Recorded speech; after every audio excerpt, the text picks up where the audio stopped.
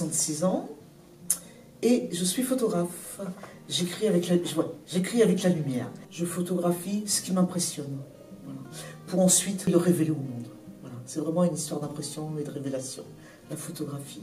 Je monte des ateliers photo pour donner les moyens à des personnes en difficulté d'expression de pouvoir se saisir de cette technique pour pouvoir à leur tour exprimer quelque chose.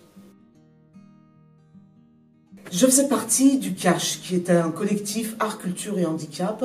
L'objectif était de pérenniser des actions culturelles et artistiques avec et à côté de personnes en situation de handicap. Voilà.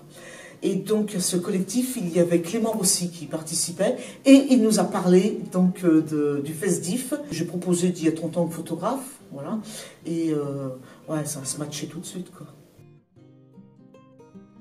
C'est la diversité, les caractéristiques de chacun. C'est des valeurs, des particularités, c'est des manières d'être au monde et de s'expliquer qui font cette diversité. C'est une force, c'est une richesse. Et plutôt que de les cacher, eh bien, d'en faire profiter tout le monde, quoi, de les clamer.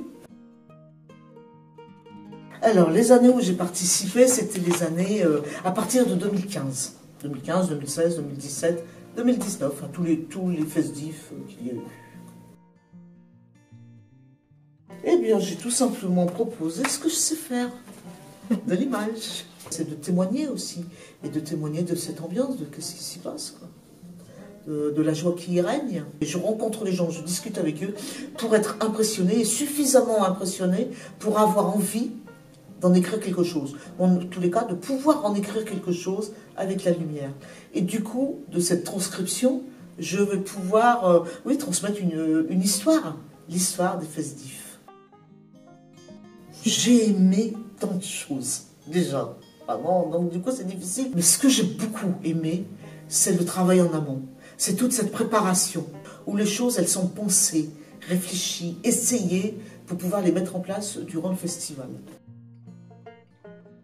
Il y a une pièce qui m'a fait rire, c'était « In museum est ridiculum ». Tout est dit dans le titre. Il y avait des gens qui mettaient en place les œuvres ou qui faisaient le ménage et qui déplaçaient les œuvres et qui les remettaient à l'envers, quoi. Et donc, du coup, des spectateurs, ah oui, qui se cassent la tête, on disait, ah ouais, qu'est-ce que c'est, ah ouais, c'est beau tout ça, mais en fait, ça ne représente rien du tout, quoi.